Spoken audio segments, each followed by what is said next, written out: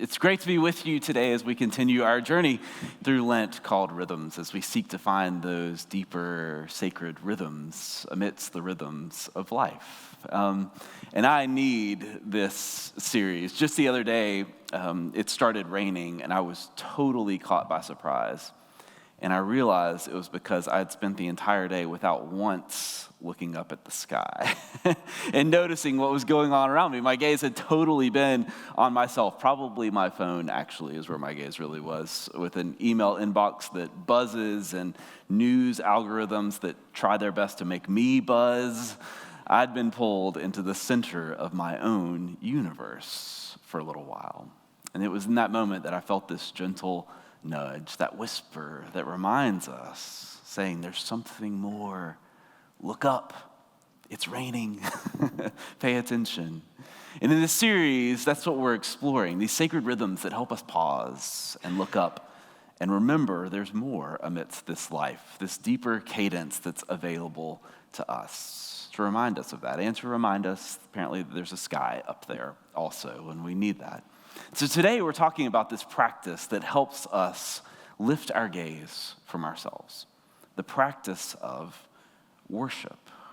And not just what happens on Sunday morning, although this is an important part, but worship is a rhythm that realigns our whole lives and our whole hearts with the heart of God. A rhythm that, when woven into our lives, changes not just our posture, but can change our very perspective on us, on God, on life itself.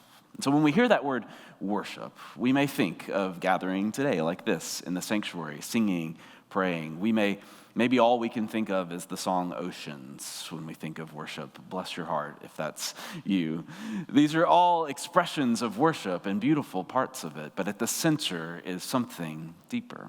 One of the Hebrew words that is used for worship is shachah, to bow down. And you heard this at the beginning of Psalm 8. To bow down, it's one of these embodied responses of humility and responsiveness when we recognize something greater than ourselves. At its core, worship can include that experience, the experience of awe, encountering something vast, something beyond our everyday human scale, something transcendent.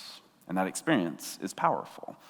I read about an Army veteran named Stacy Bear who was struggling with PTSD, who went hiking with his brother in the Utah Canyon lands. And the hike was hard and it was grueling, and they were arguing with each other and tired. In the midst of that frustration, they crested this ridge and suddenly came face to face with Druid Arch at sunset. And it stopped them in their tracks. Beautiful, awe-inspiring. And spontaneously, amidst their arguing, they just started laughing and hugged each other. And Stacy said it was like we just woke up in that moment. It was so transformative that they began a program to take other vets on healing hikes to seek awe in the midst of this life. That's what worship does for us. Amidst the rhythms of our lives, it can wake us up. Not that our problems suddenly disappear, but that in a moment we realize that they're not the whole picture. There's also something bigger. There's something awe-inspiring that we are connected to and part of. And so worship does something powerful for us that we all need. It decenters us. For a little while, we're not the main character in our timeline. We're not the center of the universe. Counterintuitively, that can be incredibly liberating and centering when we get to step outside our own little planets where everything revolves around our perspective and instead become part of something much bigger and more beautiful, to be part of what truly is. So Richard Rohr describes this experience when he says, true contemplation is never an escape from reality, but rather a total acceptance of it. Worship isn't about leaving the world behind, but about seeing it more clearly, accepting it more fully, about finding our proper place within it all. One of the beautiful mysteries of worship is how it connects us with a God who is both transcendent and imminent, which are big seminary words that I paid a lot of money to learn. But really, what they mean simply is that God is both beyond our comprehension and closer than our breath. The God who scattered the galaxies, who began the stars in their courses 15 billion years ago, that same God knows your name, knows your pronouns, knows you, and loves you. And that's the paradox that we experience in worship. Diana Butler Bass says that God is not above or beyond, but in the very fabric of creation, in all of it, far off and close to us. And our worship must reflect this reality. When we worship, we're not just reaching up and out to a distant deity. We are awakening to a presence that has been with us and in us and far off from us and between us all along. And so that can be how worship can become part of our life's integrated rhythm. First, we learn to seek God everywhere. As Psalm 19 says, the heavens declare the glory of God. The skies proclaim the work of God's hands and apparently tell us whether it's going to rain or not if we just look up. But the whole world is full of wonder and full of God. We can encounter God in hikes in the Canyonlands and at Cottonwood Park.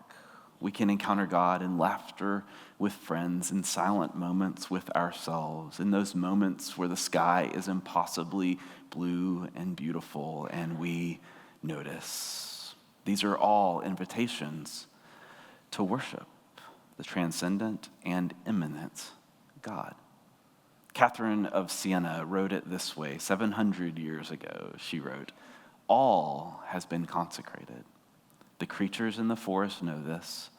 The earth does, the seas do, the clouds know, as does the heart full of love." The clouds, the seas, and as close as our heart, the world is saturated with God's presence. And so worship isn't manufacturing a spiritual experience. It's opening ourselves to what is already real and what is already everywhere and with us. Find God everywhere. But there's also something powerful about seeking God here. Seeking to find God here as we gather intentionally together in community. There's a reason that this is a recurring rhythm in our life. And there's a reason that we gather in beautiful spaces with stained glass windows that filter light into the spectrum of rainbows. There's a reason we sing together and pray together and listen together, because there is something powerful about intentional communal worship that lifts us out of our rhythms of daily life, that decenters us and recenters us on that transcendent, immanent God of love together. And so when we come, we're invited to come with a sacred expectancy, intentionally turning our mind's attention and our heart's affection toward the God who is love and whose heart and mind are turned toward us as well. Think of it like a posture that we can take, that sacred expectancy. Sometimes we come glued to our phones as we walk down the hallway. Please give me a wide berth as I'm coming down the hallway here at church, where the center of our attention is right there in front of us. Other times we come with those armed crossed postures, "you're going to have to work real hard today, Pastor, if you want to get through to me" poses. Other times, we're physically present, but we're mentally scrolling through our to-do list or thinking about what's for lunch that day. And now you're thinking about that. Sorry, I apologize. But worship invites us to a different posture, for a moment to put away distractions, to lift our gaze, to uncross our arms, to open our hearts even just a little and adopt a different posture, to look beyond ourselves, opening in humility and receptivity, ready to receive and take in and respond. And that posture is powerful on days we set aside like this, But it's not just for Sundays. God invites us to live this way with receptivity, with sacred expectancy as we go through our days, with eyes up and hands open toward what is there and toward what God might have for us. Because when worship becomes a rhythm in our lives, it can change us in powerful ways. It gives us perspective. Like Stacy Bear on that ridge, worship lifts our eyes from our immediate real struggles to the bigger picture of the God who is really with us and who really struggles with us on this life. And the beautiful paradox of it is that that perspective of more doesn't make us feel insignificant. Instead, it reminds us that we are a part of something magnificent. Psalm 8, as Kathy read for us, it says this: when I consider the heavens, the work of your fingers, the moon and the stars, which you have set in place. What is humanity that you are mindful of them? Human beings that you care for them.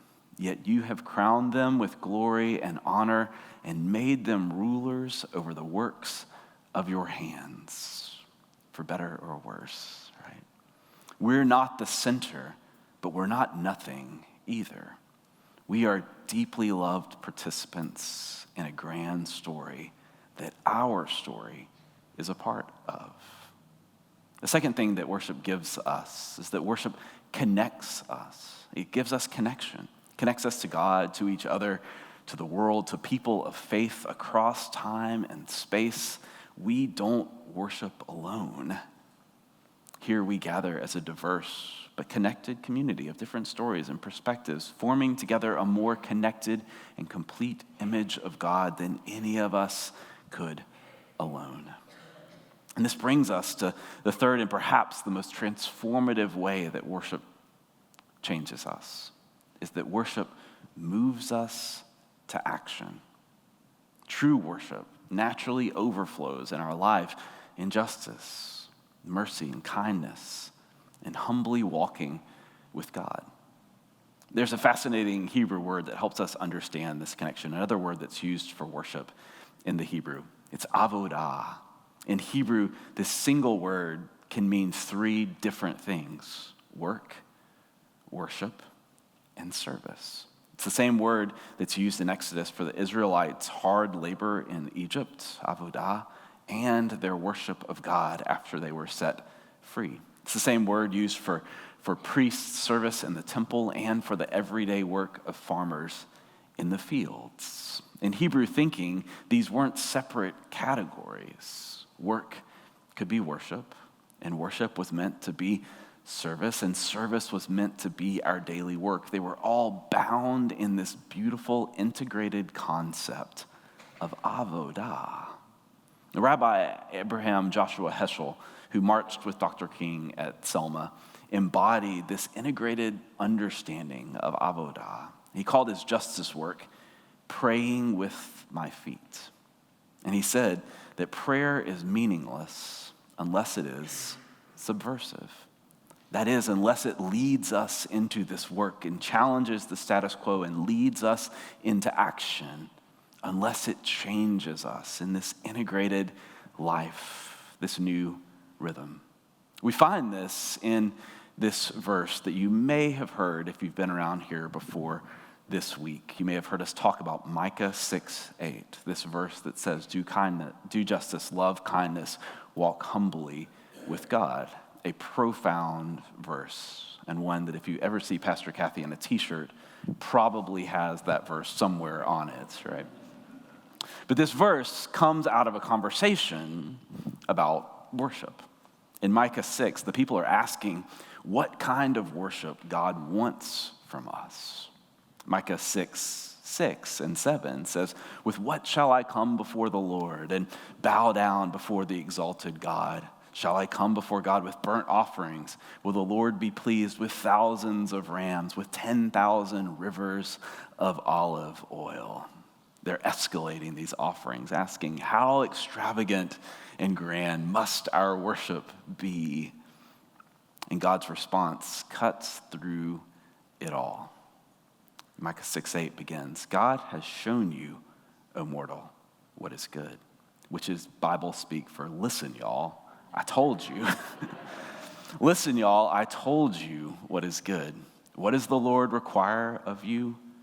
To act justly, to love kindness, and walk humbly with your God.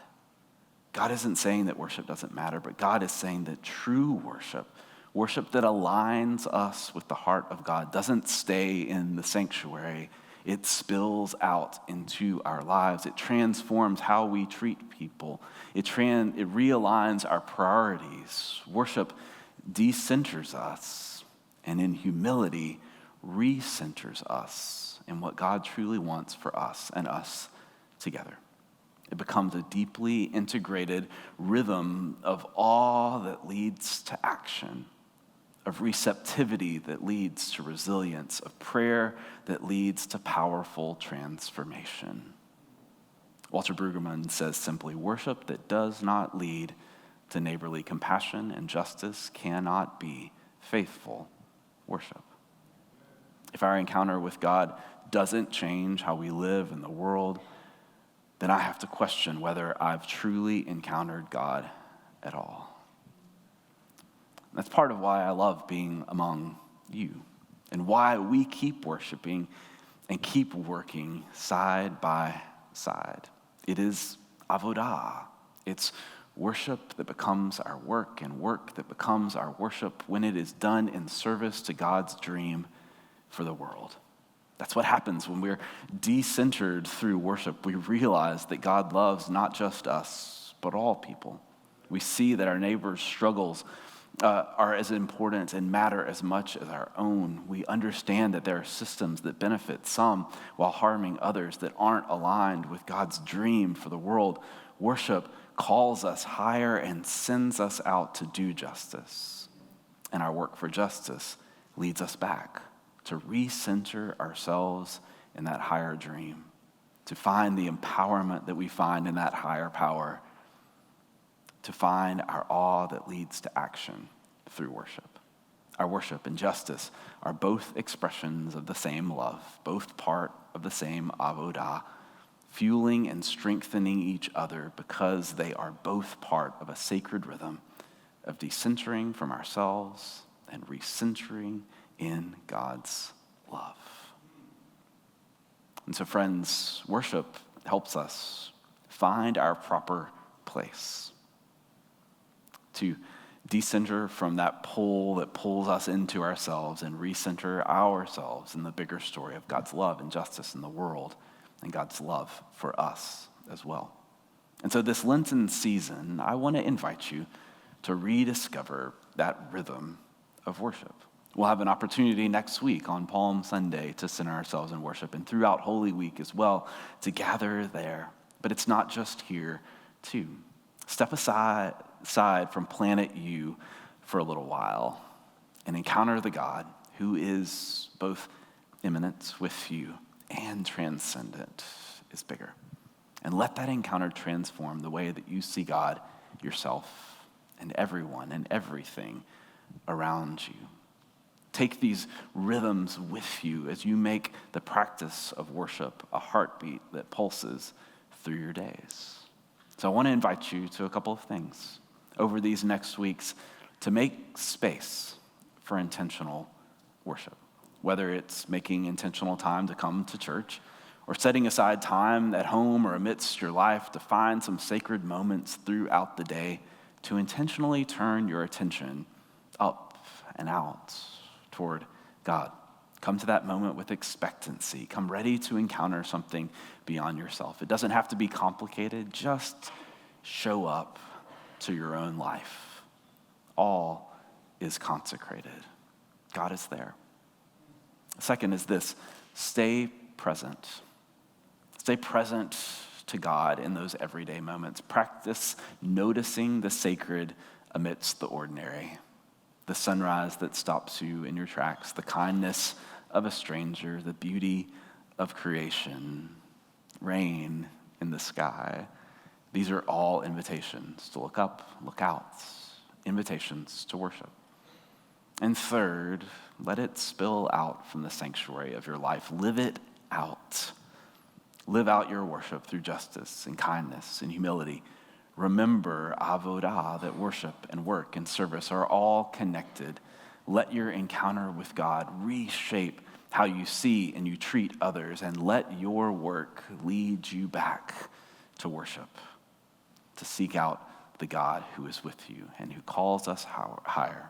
So however it looks for us this Lenten season, may we find a rhythm of worship that decenters us and recenters us amidst the swirl of it all. And may it lead us deeper into the heart of God, not just discovering who God is, but who we ourselves were created to be, to find our place for our story in the greater story of the God of love and life, who is with us, who is for us, and who is before us as we go.